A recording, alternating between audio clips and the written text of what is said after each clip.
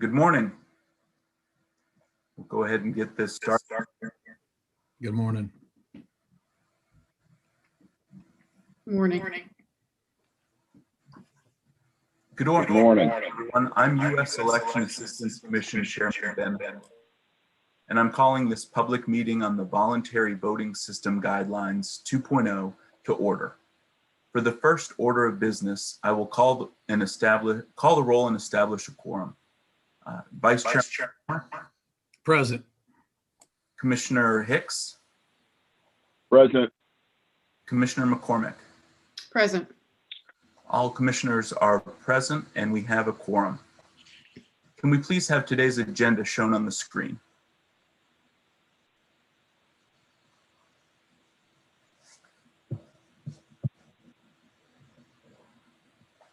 Great. I'll now take a motion to approve the agenda as submitted. I move to approve. I second. It has been moved and seconded properly. All in favor, say aye. Aye. Aye. Opposed? Hearing none, today's agenda as submitted has been approved.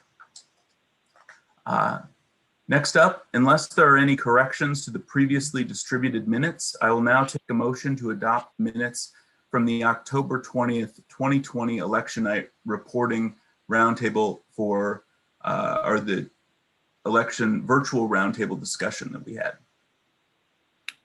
Move to adopt the minutes. I second. I seconded. Great. It's been properly moved and seconded to adopt the minutes from the October 20th, 2020 roundtable. All in favor, say aye. Aye. Aye. Opposed?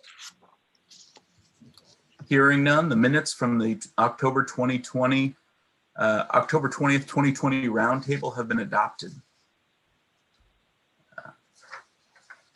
Excellent. So I'd like to say thank you to everyone who's joined us for today's virtual meeting. These are still not ideal conditions, but we're thankful that you can join us virtually. The development and passage of each iteration of the Voluntary Voting System Guidelines, or VVSG, is among the most important tasks that Congress entrusted to the EAC with the passage of the Help America Vote Act. We take this responsibility seriously, and I'm pleased we are taking the next step to continue this critical process today. The VVSG 2.0 is a major step forward to ensure the next generation of voting equipment is more secure and accessible and ensures a better voting experience for all Americans. Election security has been a major topic and focus during these efforts, and I'm proud that the VVSG 2.0 includes provisions to ensure that we will have more paper ballots and built-in support for election officials to conduct more efficient post-election audits. Every security expert I've heard from insists that paper ballots and audits provide a confidence in the integrity of the system like nothing else. This VVSG provides for more paper ballots and audits than we've ever had before. These gains, along with the many other benefits to security, usability, and accessibility that come with a 15-year technological leap forward, are all part of what makes this update so critical. There has been a lot of interest throughout the process of refining the VVSG and getting us to this point. We did not get here alone. We appreciate everyone who has been a part of the discussions, submitted comments, and given other feedback. I've had the honor of being the designated federal officer for the Technical Guidelines Development Committee. And I'd like to thank TGDC Chair Dr. Walter Copen, Director of the National Institute of Standards and Technology, and his team at NIST for all of their work, and all of the members on the TGDC who have been critical to getting us to this point. The input throughout this process and the recommendations from all of our boards are critical.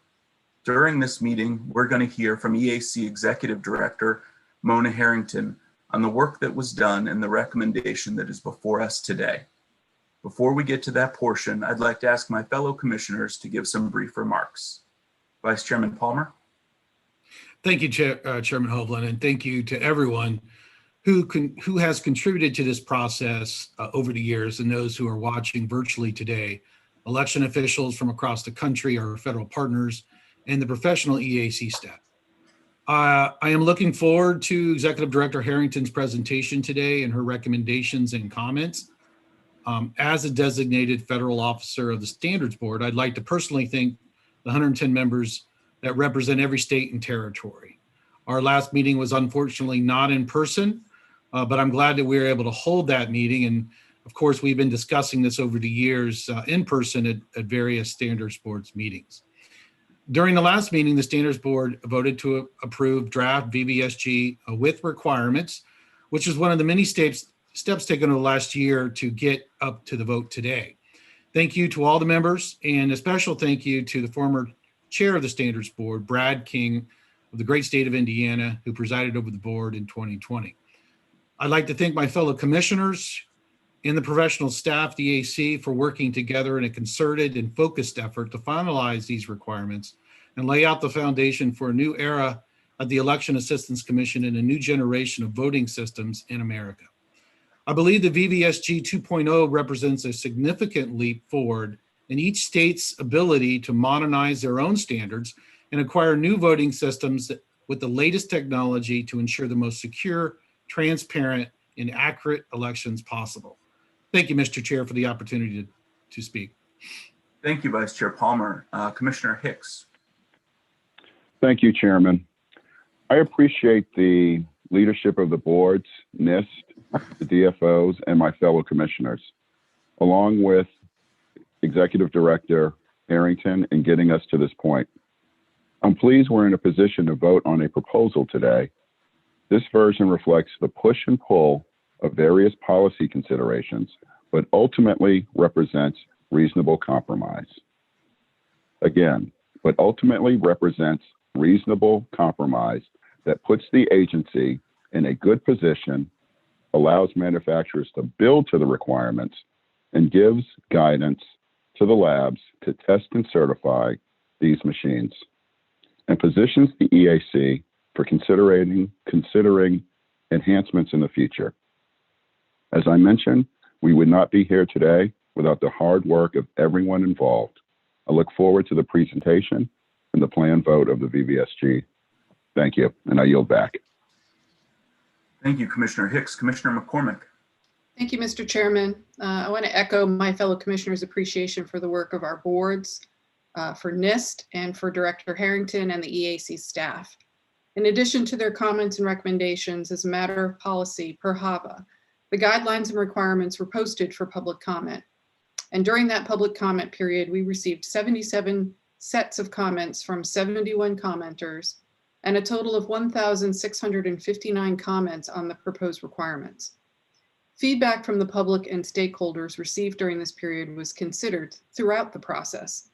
Members of the public were also able to present testimony during the hearings held earlier this year. All of this input and feedback is a valuable part of the process. The VVSG requirements is a complex document, and those who submitted comments and considered the content of the VVSG took time and gave careful consideration to what they sent. And we have given their comments careful consideration as well. This has been a transparent process, and it is a process the EAC and our partners take very seriously. I appreciate the effort that went into the work over the last year and the years preceding it, and I'm looking forward to this vote today and the work required to fulfill the next step in the process. Thank you, Mr. Chair, for giving me the opportunity to make some comments before we talk about this. Thank you, Commissioner McCormick. At this time, I'd like to introduce EAC Executive Director Mona Harrington, who will be giving a brief presentation on the VVSG 2.0.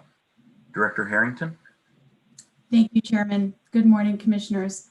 Allow me a moment to share my screen.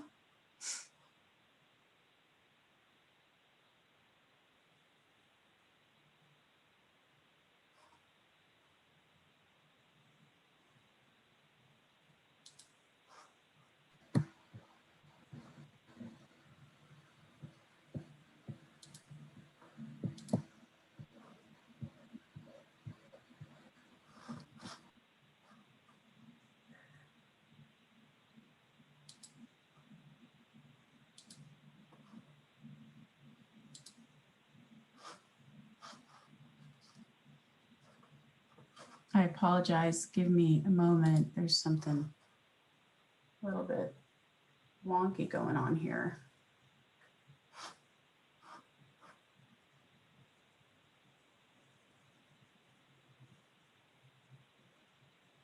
Can you see my screen?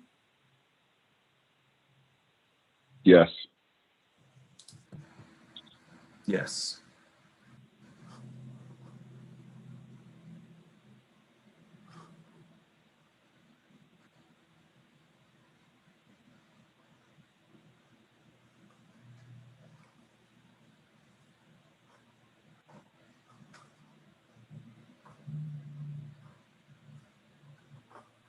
We do have the whole screen. I don't know if you want to move into slideshow.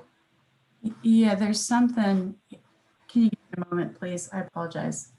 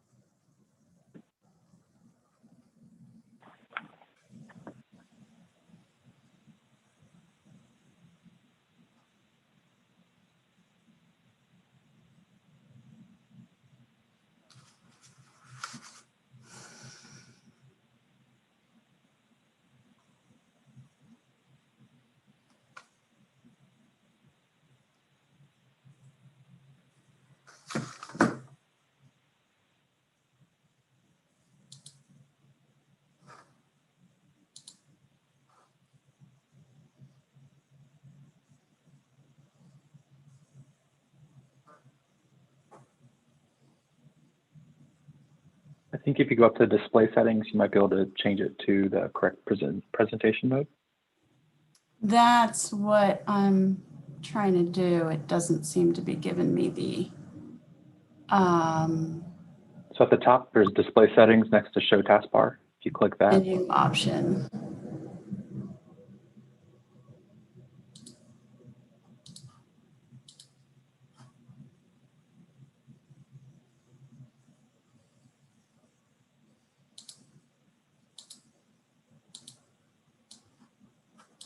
Oh, I see what's going on here. Okay, give me one moment.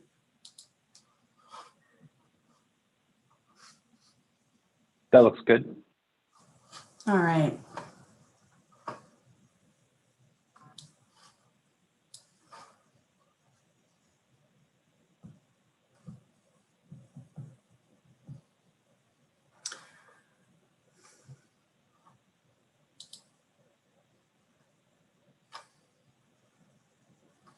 I am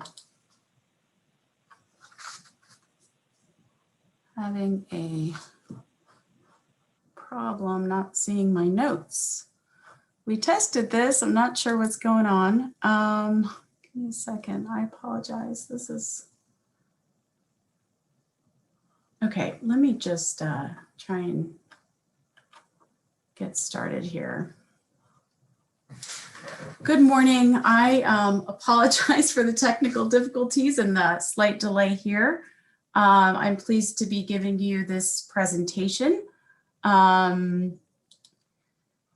We will go over today an overview, changes from VVSG 1.0 to VVSG 2.0, recommendations and next steps.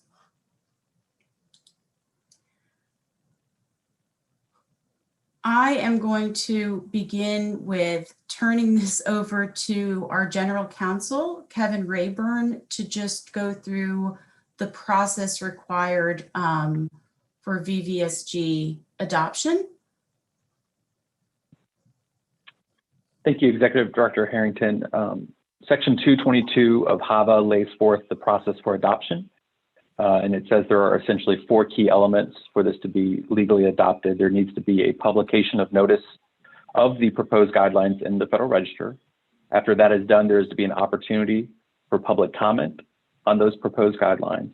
And there's also be an opportunity for a public hearing on the record, of which there were several, as Executive Director Harrington will show in her timeline the various events that occurred to meet these. And then finally, once this body today has adopted modifications of VVSG, they are to be published as final guidelines in the Federal Register. Throughout this process, the various advisory boards, such as our advisory board and our standards board, they are given an opportunity to review guidelines that were proposed and give comments. And we are to consider those comments, but we are not bound by any of the comments or recommendations. So that is the process set forth in Section 222 of HAVA, and I'll turn it back over to Ms. Harrington. Thank you, Mr. Rayburn.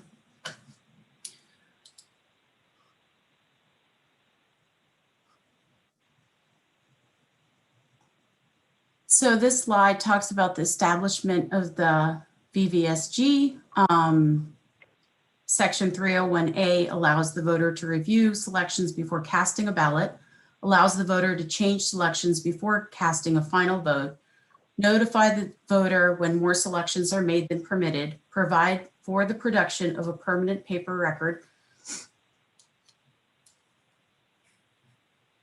suitable to be used in a manual recount, provide voters with disabilities the same opportunity for access and participation, including privacy and independence, provide accessibility in minority languages for voters with limited English proficiency as required by Section 203 of the Voting Rights Act of 1965, and provide for an error rate in operating the voting system that is no greater than the error rate set forth in the 2002 Voting System Standards 2002 VSS.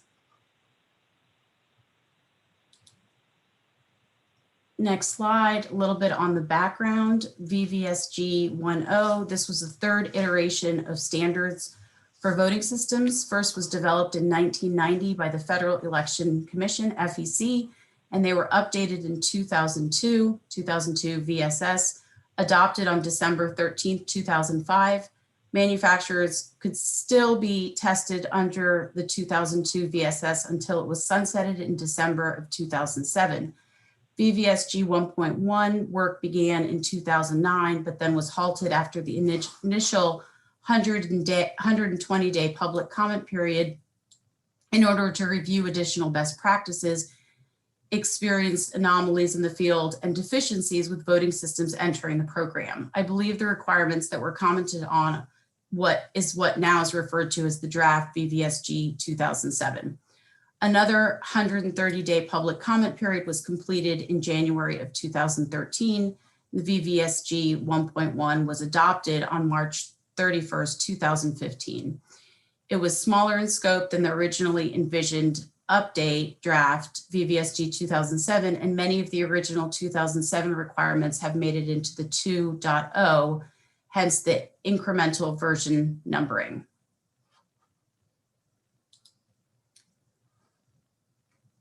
July 2015, the TGDC reconstituted to being development of VVSG 2.0. The original plan was to develop high-level principles and guidelines that would go through the statutory HAVA mandated process and a set of requirements that would go through a separate and non-statutory process that would mirror the HAVA process. November 2015, NIST and the EAC launched public working groups for the development of the VVSG to allow for public input during the development of the VVSG.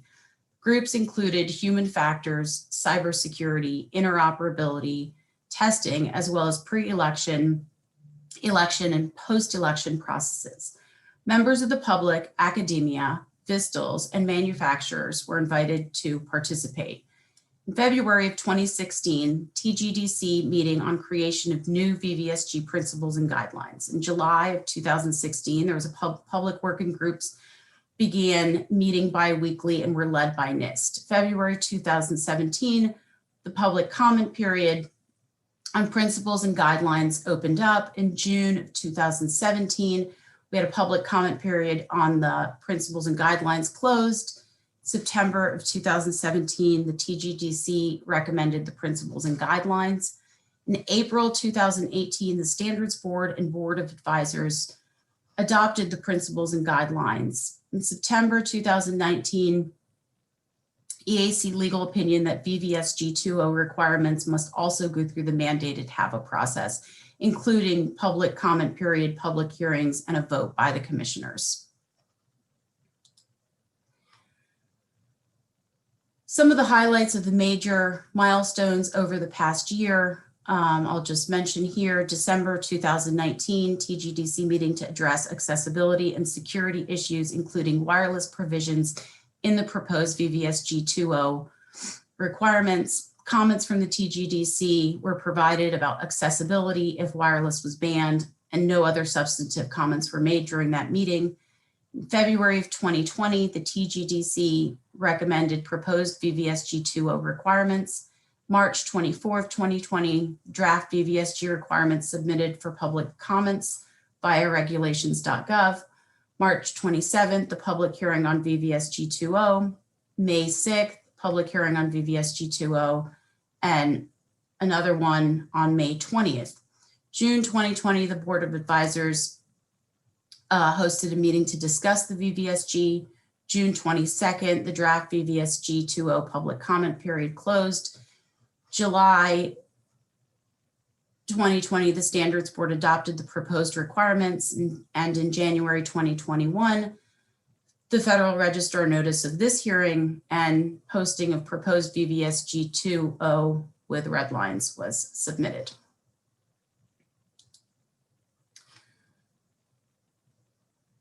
We received 1,659 comments from 71 commenters representing the general public, nonprofit organizations, voting system test labs, voting system manufacturers, and others. EAC and NIST staff met twice weekly from the close of the public comment period through October to review each comment. Of the comments received, 66% were accepted, 16% were rejected, 18% were marked as noted. The accepted comments provided recommended changes that were agreed to by the comment review group consisting of NIST and EAC staff. The rejected comments represent comments that were either not deemed relevant or were not accepted by the review of the group for various reasons. Noted comments represent comments that did not provide suggestions or more general in nature. Most comments, about 21%, were rejected on the glossary, followed closely by Principle 1, 18%, and comments of general nature, about 10%.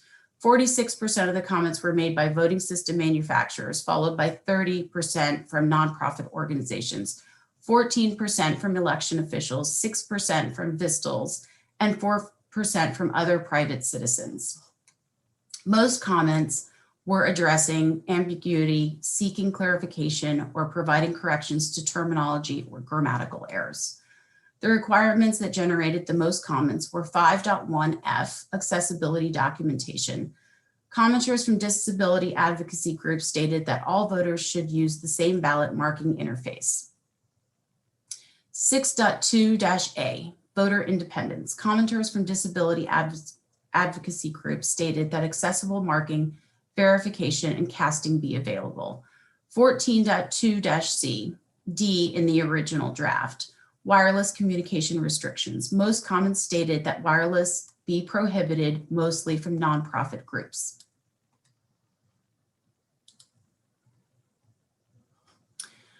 Before we move on, I really would like to take a moment to acknowledge the contributions of our key stakeholders and the countless hours they put in supporting the process. And that includes election officials, NIST and EAC staff, both past and present, members of the public, academia, our advisory boards, TGDC, Board of Advisors, Standards Board, our test labs and manufacturers, and of course, all the support from the commissioners.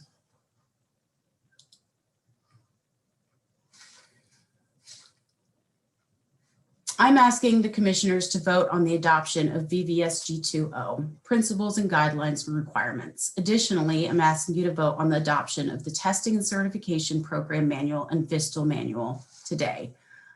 I'll now provide you with more detail on the process and the VVSG documents themselves. These 4 documents lay the foundation for implementing a next generation testing and certification program that will help bring our voting systems into the 21st century.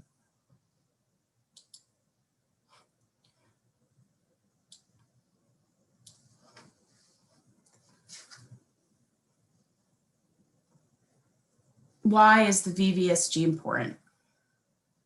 Enhances the accessibility, security, and interoperability of the voting systems and provides a pathway toward an innovative class of voting devices and end-to-end verifiable systems, and it creates a more agile framework moving forward.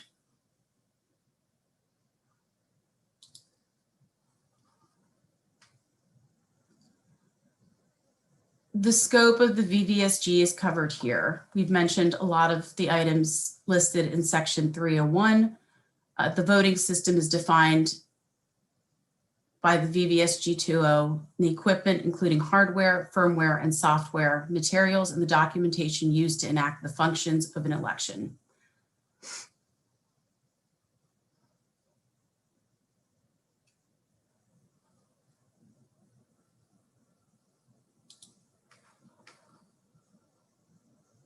The HAVA definition, the total combination of mechanical, electromechanical, or electronic equipment, including software, firmware, and documentation required to program, control, and support the equipment that is used to define ballots, cast and count votes, report or display election results, and maintain or produce any audit trail information. VVSG 2.0 covers voting systems that produce and process ballots for in-person or mail-in voting. It does not cover mail-in voting processes and procedures outside of the election office, such as mail handling, envelope design, signature verification, etc., remote ballot delivery, marking that depend on public networks, election night reporting systems that depend on public networks, and other non-voting technologies such as e-poll books, ballot on demand, or voter registration systems.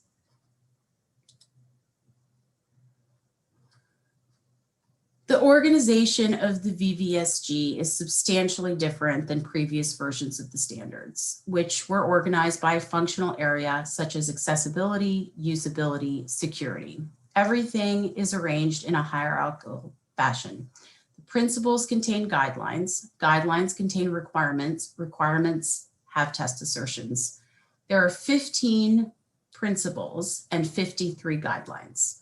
The high-level principles are high-quality design, high-quality implementation, transparent, interoperable, equivalent and consistent voter access, voter privacy, marked, verified, and cast as intended, robust, safe, usable, and accessible, auditable, ballot secrecy, access control, physical security, data protection, system integrity, detection, and monitoring.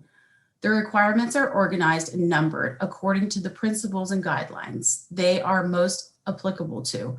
They have the following fields: number and title of each requirement, text of each requirement, optional information, discussion field that provides background, examples, references to external standards, optional information field for applicability of the requirement, and other optional information may include related requirements within the VVSG.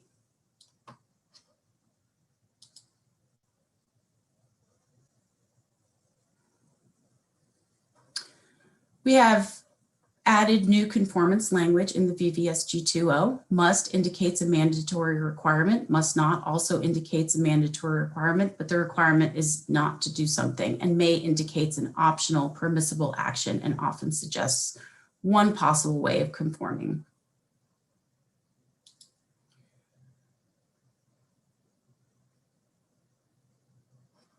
It's an infographic of the distribution of requirements.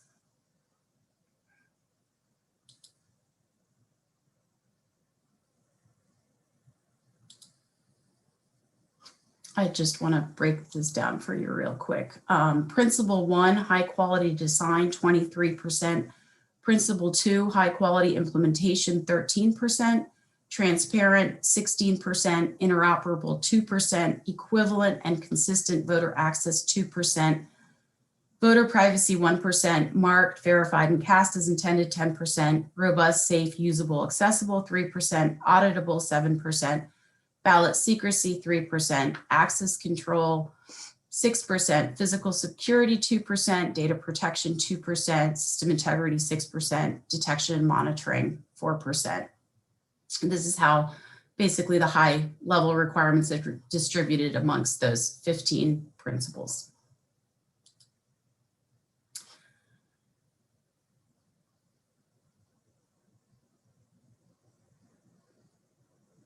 Here's another view of some of the ways to categorize the requirements across rough functional areas. It's difficult to categorize requirements as some apply to more than one area and are not easily definable as specific to the category.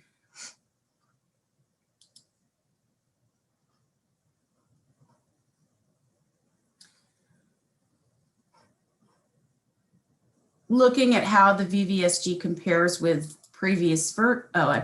looking at how the VVSG compares with previous versions, the blue here are the requirements, the orange are the sub requirements, and the VVSG 2.0 turned many previous sub requirements into requirements. So I'm showing both to ensure the apples to apples comparison here. There are functional and documentation requirements for volume 1 and volume 2 of the 1.0 and 1.1, but not testing requirements included in volume 2 of both. This keeps things consistent and how VVSG was written, apples to apples again.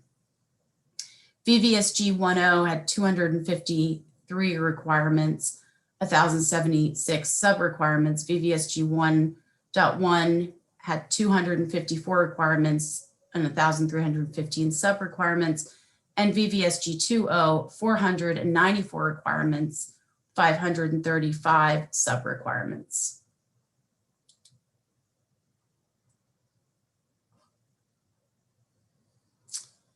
We'll go through the changes now, starting with accessibility.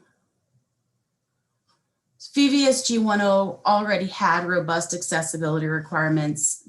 They've been improved since then in 2.0 by incorporating a lot of the advancements from 1.1 while tightening up a few areas. VVSG 2.0 allows for systems where all voters can vote privately and independently throughout the voting process, including during marking, verifying, and casting their ballots. The features offered to accessible voters must be consistent with visual functionality, including the same options and instructions. Blind voters and voters with limited dexterity are able to perform paper-based verification or feed their own optical scan ballots into a scanner if all other voters do so. All voting variations available to visual voters, such as voting a straight party ticket and then changing the vote for a single contest, must be available to voters using other interaction modes. Language access. Manufacturers are required to test language capabilities with native speakers of the supportive languages. Languages can be switched throughout the session, English to Chinese to Spanish, for instance. Accessibility testing documentation must describe disability scenarios they are intended to support. Voter privacy features. Voters must be able to enable and disable audio or visual output throughout the voting session. Turn the screen off, turn off audio, etc. Derived from the federal laws and guidelines, Section 508, Web Content and Accessibility Guidelines, and the Voting Rights Act.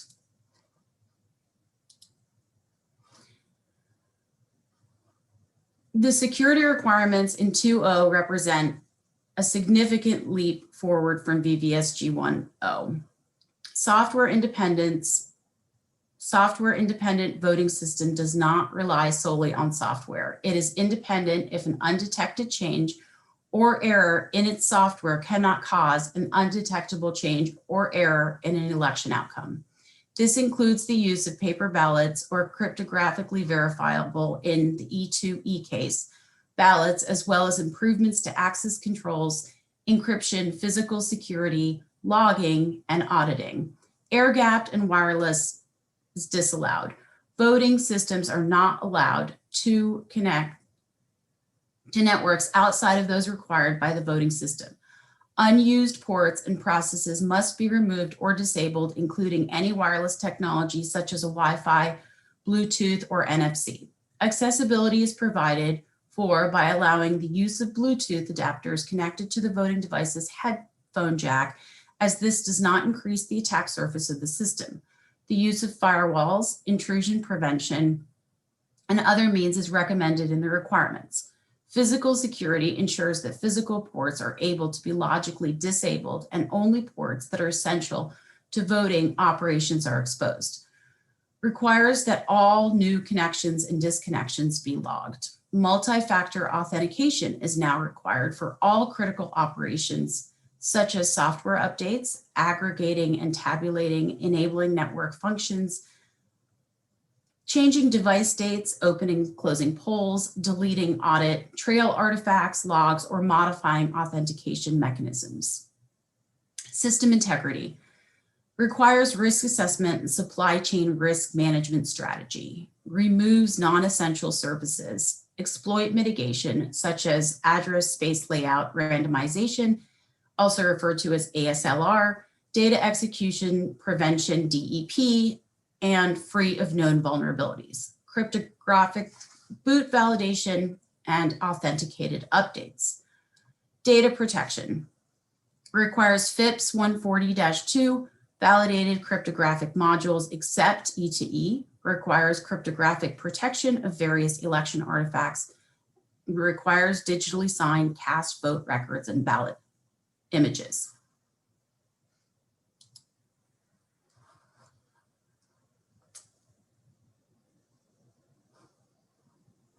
Interoperability is a brand new addition to VVSG and didn't exist as a separate concept in previous versions. It attempts to standardize data communications between voting system components or the voting system and outside systems based on defined common data formats.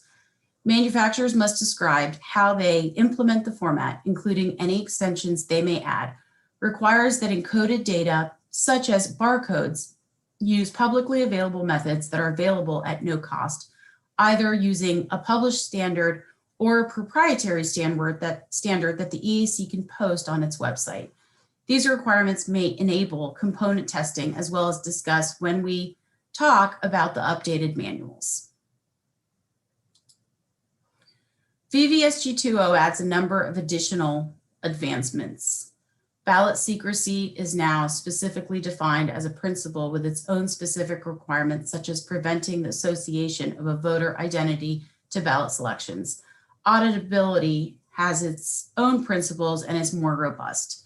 Focuses on machine support for post-election results, makes software independence mandatory, supports paper-based and end-to-end verifiable systems, supports all types of audits, including risk-limiting audits, compliance audits, and ballot level audits. The user-centered design requires that voting systems are developed and implemented using best practices, user-centered design methods that consider a wide range of representative voters, election workers, voters with disabilities. Process must be documented as part of the system's technical data package, the TDP. In addition, it's reorganized to simplify usage and focus on functional requirements. The previous versions of the VVSG were organized into a Volume 1 and Volume 2. Volume 1 included functional requirements for voting systems. Volume 2 included testing standards used by VISTLs, as well as technical documentation package, the TDP requirements for manufacturers. Much of the previous Volume 2 information has been moved to the program manuals, test assertions, or the documentation requirements of VVSG 2.0 found mostly in Principle 3, transparent. As I mentioned just a moment ago, Previous VVSG Volume 2 information has been moved to the manuals. The Testing and Certification Program Manual now includes a requirement for penetration testing during the test readiness review phase of the voting system certification.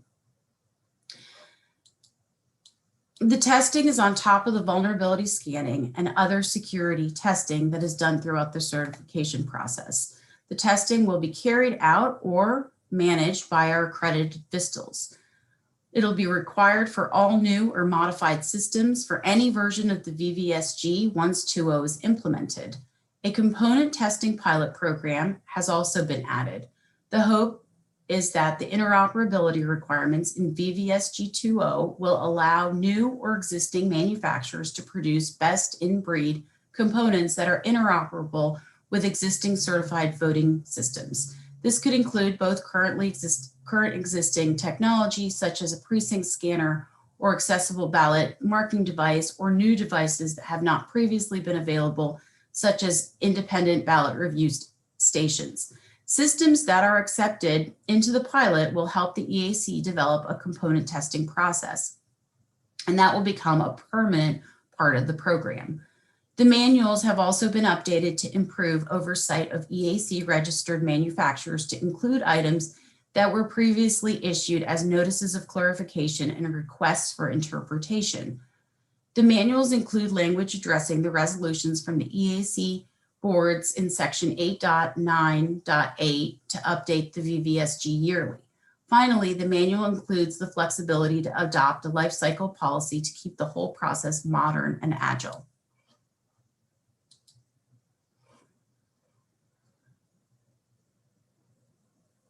All voting systems are currently certified to the VVSG 1.0 standard.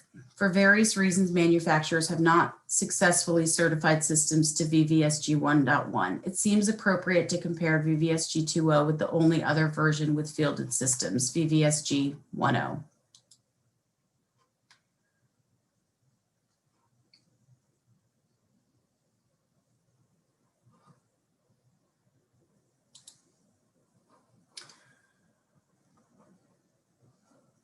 I recommend the adoption of the VVSG 2.0 principles and guidelines and requirements. Additionally, I'm recommending the adoption of the testing and certification program and voting system test lab manuals. The VVSG 2.0 represents a significant leap forward in the standards used to test and certify voting systems, and the documents I'm recommending for adoption set the foundation of our program moving forward. This process has taken many years and is the result of the efforts of a large group of dedicated volunteers and professionals. The process was conducted in an open and transparent way with input throughout the process, public working groups, multiple public hearings, and over the years for both the principles and guidelines and the requirements. There were public board meetings by TGDC and our standards board, public comment periods for both the principles and guidelines, as well as the requirements. With the adoption of these documents, you will be voting to begin implementation of the VVSG, allow staff to keep the test assertions up to date using processes outlined in the manuals, and allow voting system manufacturers to move the development of their next generation systems towards VVSG 2.0.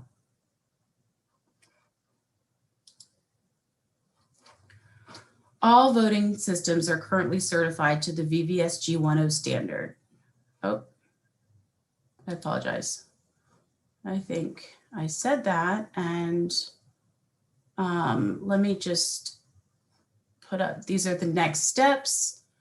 Accreditation of NAVLAP updates through NIST for VVSG 2.0, accreditation of the labs to VVSG 2.0, developing a life cycle policy, which includes the sunsetting information, developing the end-to-end cryptographic protocol, and posting the forms referenced in our manuals that require an OMB number, as they are considered part of the PRA process of information gathering. I will turn this over back to Chairman Hovland to see if you have questions for me. Thank you. Thank you, Director Harrington, for that presentation. Obviously, the VVSG 2.0 is an extensive and complex document, but I think that was a good summary of the document and how we got to this point today. So I thank you for that. Next, we obviously are going to have a series of questions from the commissioners. I'll start, and then we'll rotate with each commissioner asking one question at a time. Director Harrington, I'd really like to start. There's been a lot of conversation around the differences regarding wireless access, the wireless access section in the proposed VVSG 2.0 submitted to you, provided to the boards, and posted for public comment earlier in March 2020 compared to the version we're voting on today. Can you talk a little bit about that difference? Sure, Chairman Hovland. The wording in the VVSG 2.0 draft that was published on Friday, January 29th, does not diverge substantially from the recommended wording forwarded to the EAC from our boards. The sentence within the discussion area that states, "This requirement does not prohibit wireless hardware within the voting system," it's really added for clarity, given the original intent was not to ban wireless hardware, as instructions of how to disable wireless were in the requirements approved by the TGDC and Standards Board and posted for public comment. It also recognizes the increasing difficulty in obtaining commercial off-the-shelf components that do not contain this hardware, especially where voting system costs may rise substantially in the future if they require custom COTS configurations that are no longer widely available. I want to add a little more to answer your question, just for clarification.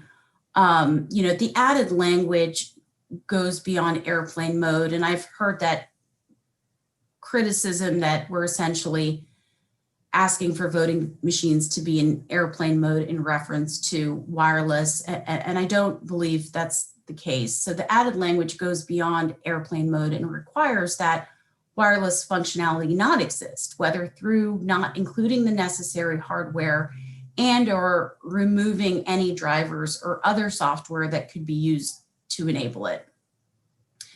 Documentation is also required to demonstrate verification of disabling the wireless chipset via the subsystem power control. We implemented a blend of mitigation controls to manage risk when complete elimination of wireless hardware is unattainable. Wireless is effectively banned, as any voting machine seeking to install the drivers or configure the hardware or enable the functionality will not be certified by the EAC. And we strongly encourage manufacturers to build machines without the wireless hardware. The VVSG 2.0 requirement is a significant improvement from VVSG 1.0, which explicitly allowed wireless communication. I hope that answers your question. Thank you. Vice Chairman Palmer. Thank you. Executive Director Harrington, were there modifications of the proposed VVSG 2.0 to lower the cost burden for jurisdictions of the voting equipment that may come out of 2.0? Throughout the process, the EAC was conscious of not introducing requirements that may have limited utility, but may also increase costs substantially. An example of this was the requirement for locks that meet or exceed UL 437 standards. We received feedback that this may cause an undue burden on jurisdictions with fielding voting systems that would need to fully upgrade all their hardware, and that may otherwise be VVSG 2.0 compliant if this requirement were left as is. Thank you. Commissioner Hicks. Thank you, Mr. Chairman. Thank you, Executive Director Harrington. Can you provide an overview of the comments that were received from that were revolving around accessibility within the VVSG 2.0 draft?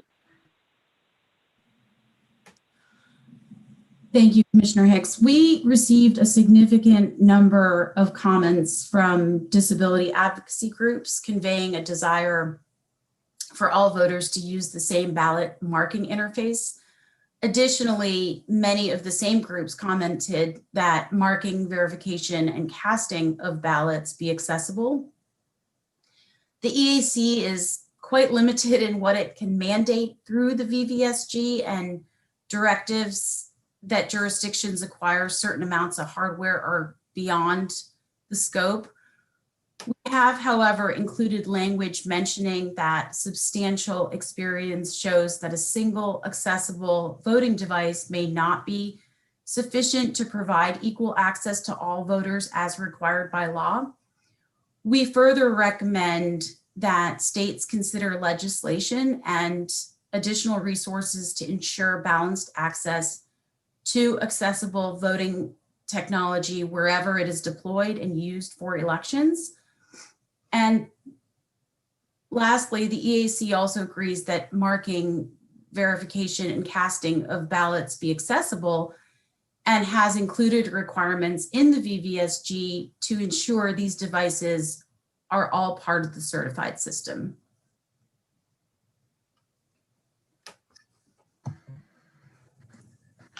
Thank you, Commissioner McCormick. Thank you, Mr. Chair. Thank you, Director Harrington, for that presentation. There was a lot of criticism on structure and concerns from the boards on a lack of quorum in this process, and concerns about not having a lack of quorum going forward. And so moving forward, how can we avoid this type of delay given the process outlined in HAVA? Thank you, Commissioner McCormick. There was indeed a lot of criticism on that matter, but I think that criticism has ignored another major factor that must be a focus of EAC leadership, in that most of the work required to keep the VVSG modernized lies within the staff's responsibility to research, work with NIST and other stakeholders, and make recommendations for the commissioners to adopt. If that work is not being performed regularly, the commissioners will not have anything to vote on. The staff at the EAC must do its part to keep the process moving. As you know, I've been in this position, acting first, and then, I haven't been here that long. So, but my understanding is this is the first time since the 1.1 version of VVSG requirements that have been put before all of you to vote on, which tells me predominantly one of the major delays to get VVSG 2.0 completed was a staffing or resource related issue rather than a quorum issue alone. As you know, since, just in the last couple of years, our funding has increased. We were able to hire numerous additional resources to assist with the VVSG, especially in the last 16 months, which has been quite a heavy lift. Without those resources, the work wouldn't have been possible. We've spent a significant amount of time with internal EAC resources leading up to today's vote. The EAC must be adequately resourced to meet its mission. And, I suspect if the work was completed back then, this would have been voted on in 2019 when the quorum was restored. I hope that answers your question. Thank you. Thank you. Director Harrington, you mentioned in your presentation the test assertions. Can you talk a little bit more about the test assertions, why they're important and how they'll be maintained? Sure, Chairman Hovland. So many of the VVSG requirements focus on design at a high level and may be open to interpretation. So to thoroughly test these requirements, manufacturers and VSTLs need to have the ability to break down each VVSG requirement into unambiguous, specific, and testable conditions.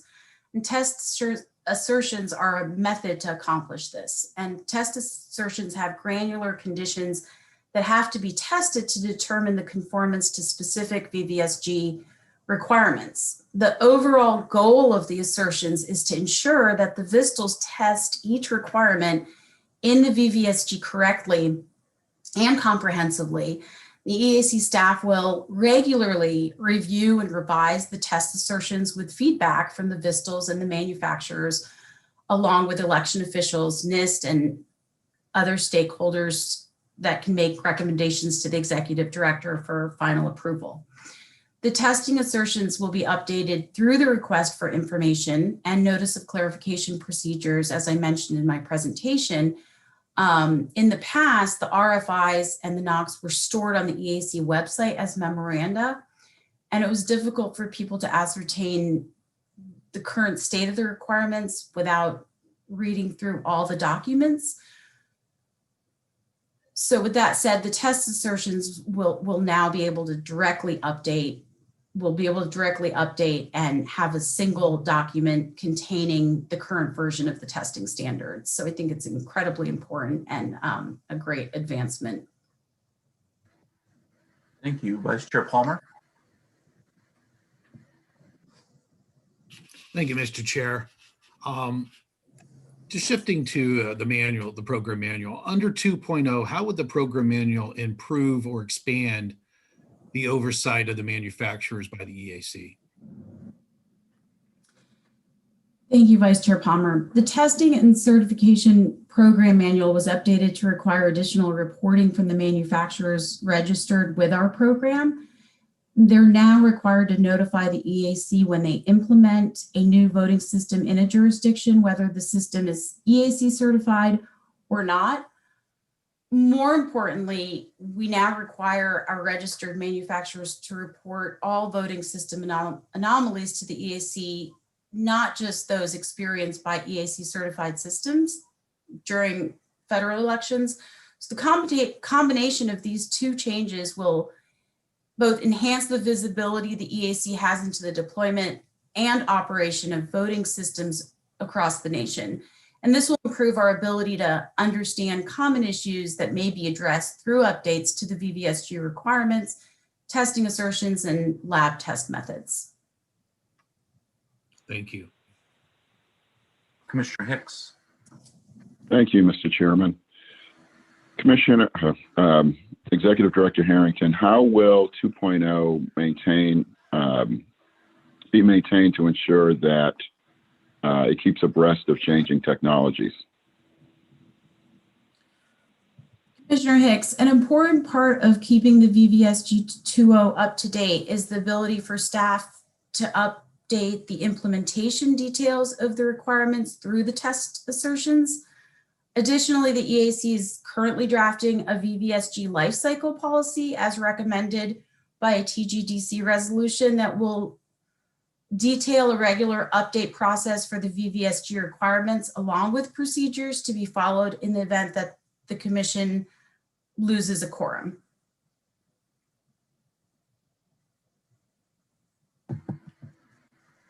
Commissioner McCormick. Thank you, Mr. Chair. I've asked this question a couple of times at least at public hearings, and I still have some concerns.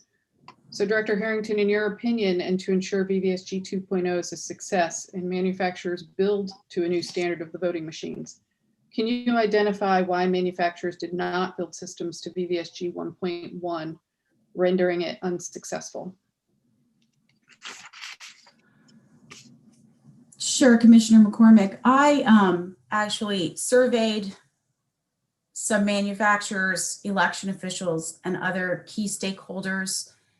And the specific reason that everyone gave me was that they were told the VVSG 2.0 was going to be adopted within 12 months, making it arduous and cost prohibitive to build and test to a version that would be dated within several months. We're not in that situation today. I believe the VVSG must be agile and recommendations must be presented to the boards at the very least once a year. I hope that answers your question. Yeah, I'm just, I'm concerned. I want to make sure that 2.0 is successful. So thank you.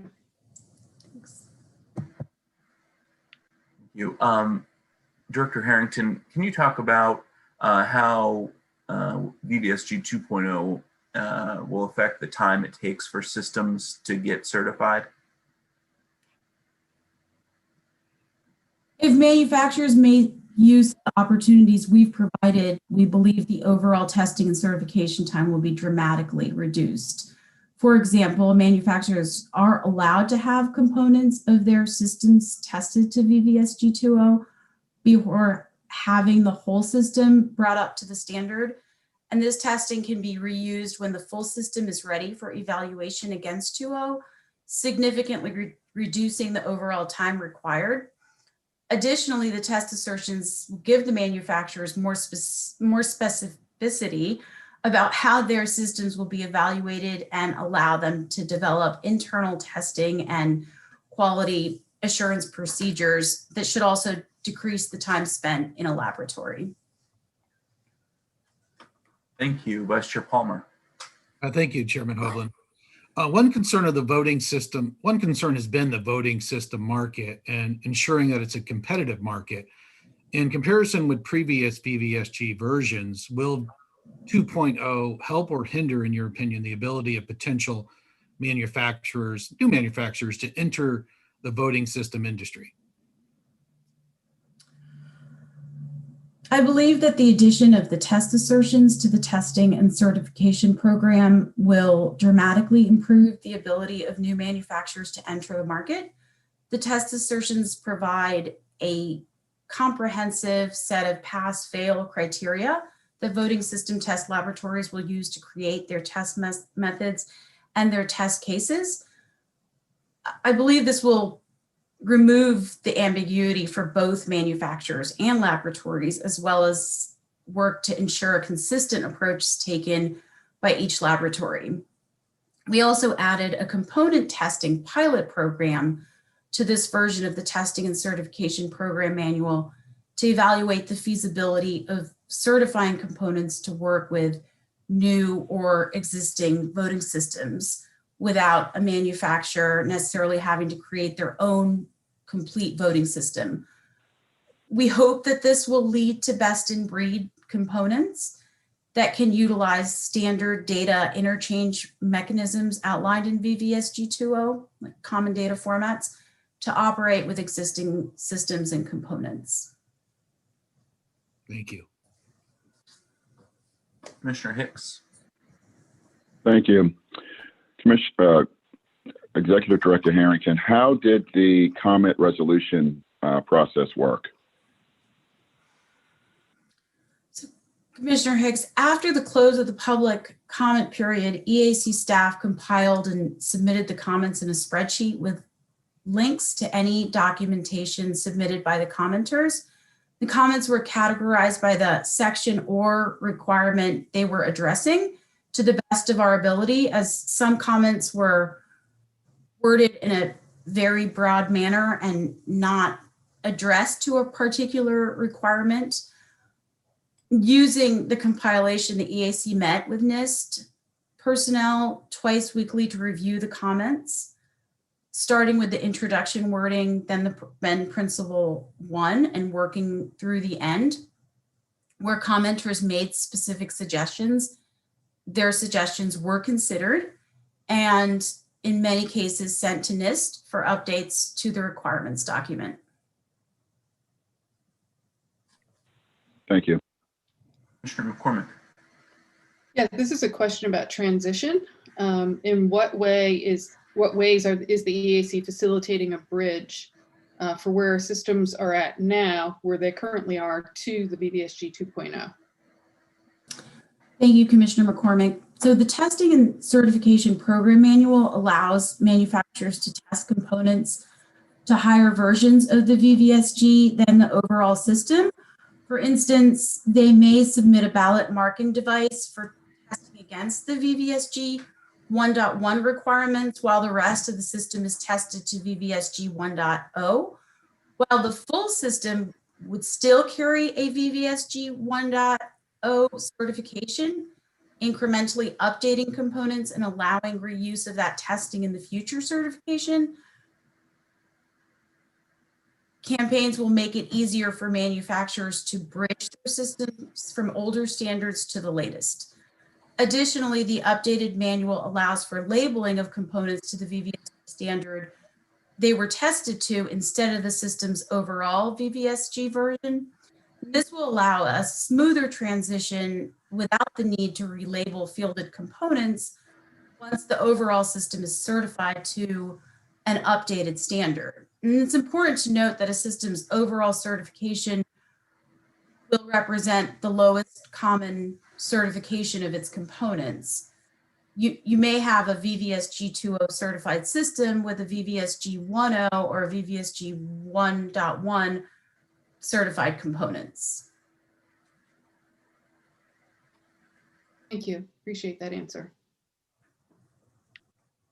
I see we're a little behind schedule, so without objection, I will move to the next section of our agenda. Well, thank you, Director Harrington.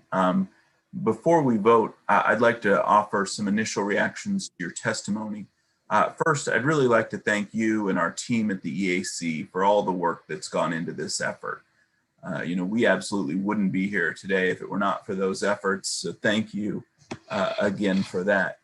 It's clear to me that the VVSG improves accessibility and security, but some of the enhancements like interoperability of voting systems, including the specifics regarding the common data formats, are important steps to modernize election technology. You mentioned software independence, and it's a major factor in the improved security requirements, in addition to the data protection and numerous other security safeguards that we heard about. Certainly, we know the work does not end here. We must continue to press forward with the next steps in the process, including the completion of the National Voluntary Laboratory Accreditation Program, further developing the end-to-end cryptographic protocol evaluation, and voting on the VVSG lifecycle policy that you mentioned in the coming months. I know I'm committed to that, and I appreciate my colleagues' willingness to work to make this program and our agency better. I look forward to hearing from my colleagues on any additional thoughts they may have. Mr. Vice Chair. Thank you, Mr. Chair. Thank you, Director Harrington, for that overview and insight into the proposed VVSG 2.0. For our listeners, much of this development to get to a final stage took place during election season, where most of the staff were working long hours during a pandemic, helping and assisting election officials. So the fact that we are here, the fact that Executive Director Harrington was able to have multiple parallel paths, thank you for your work on this. There are a few things that stand out after the hearing and the presentation and the discussions over the last year. One of the assets of the new program manual, in my opinion, is the enhanced necessary oversight of manufacturers and increased transparency of the voting machines. The auditability and transparency requirements in this version of VVSG will undoubtedly facilitate more audits of election results and notification of any issue or anomaly that may need review or investigation. I note the manuals include an increased vulnerability and penetration testing program with the EAC program called Test Readiness Review, and that would be part of the testing and certification program after today. And that is now fully documented in the manuals and will be required for manufacturers bringing in systems for review, testing, and final certification by the EAC. This added transparency builds confidence and trust in the voting systems, and I believe this revised and new approach to the manuals will benefit the EAC and American voters. In my mind, the revised manuals will reflect the spirit of HAVA. The certification will not end simply upon approval of the individual voting system. Certification will be an ongoing review of existing systems over the course of the lifetime of the voting equipment to ensure awareness and investigation of any anomaly and subsequent resolution of that matter with full openness and transparency to the EAC. Thank you again to everyone who contributed to getting us to this vote today. Thank you, Mr. Chair. Thank you, Vice Chair Palmer. Commissioner Hicks. Thank you, Mr. Chair. Director Harrington, thank you for that presentation. and for covering accessibility provisions of VVSG 2.0. As a commissioner of a federal agency that's responsible for the administration of elections, I take the obligation to assist all voters with equal access to the ballot extremely seriously. This means working with and considering the needs of the disability community to provide accessible voting systems. While pleased with the proposal before us today, I also understand the accessibility provisions in VVSG 2.0 received its fair share of criticism during public hearings and in the many submissions we received during the public comment period. For example, we heard from many that our continued reliance on paper remains problematic and for a large portion of the disability community. As another example, we understand that others want to expand electronic ballot delivery. But while we have some progress to make on these and other accessibility issues, as a whole, VVSG 2.0 makes significant advances and enhances accessibility for people with mobility issues. Finally, please know that our work on these issues is far from over. In fact, the EAC will hold an accessibility roundtable on February 17th to review the results of a recent disability survey conducted by Rutgers University. And I hope that all are able to participate and view that. With that, thank you, Mr. Chairman, and thank you, Executive Director Harrington, for that presentation. Thank you, Commissioner Hicks. Commissioner McCormick. Thank you, Mr. Chair. And I want to thank you, Director Harrington, for your presentation and for all the work that you and the staff have put into this. As we take this step today, we're also looking forward. I hope that manufacturers can use the VVSG 2.0 to quickly design new systems that meet the new requirements. And we recognize the importance of these new requirements and the need to be responsive. And if areas for improvement become apparent as the standards are implemented, the EAC will be ready to propose adjustments. This has been a long process. I'm hopeful that less time will pass before the next iteration, so the standards can keep pace with improvements in technology and our voting systems remain secure and accessible for voters. Thank you very much. Back to you, Mr. Chair. Thank you, Commissioner McCormick. I'll now take a motion to adopt the Voluntary Voting System Guidelines 2.0 as presented by EAC staff and reviewed by the commissioners. Mr. Chair, I would move to adopt VVSG 2.0. Thank you, Vice I Chair. second that Is there a motion. second? I second that motion. Thank you, Commissioner Hicks. We have a motion before us to adopt VVSG 2.0 that has been properly moved and seconded. All in favor say aye. Aye. Aye. Aye. All opposed say nay. Hearing none, the motion is unanimous, and we have the final VVSG 2.0 as adopted here today will be published in the Federal Register pursuant to HAVA. Thank you all. I will now take a motion to adopt the Testing and Certification Program Manual as presented by the EAC staff and reviewed by the commissioners. I move for adoption of the manuals. Is there a second? I second. It's been properly moved and seconded. All in favor say aye. Aye. Opposed? Aye. Hearing none, it is unanimous, and the program manual as presented has been adopted. I will now take a motion to adopt the voting system test laboratory manual as presented by the EAC staff and reviewed by the commissioners. I move to accept the VISTL manual. Second that. It's been properly moved and seconded. All in favor say aye. Aye. Aye. Aye. Opposed?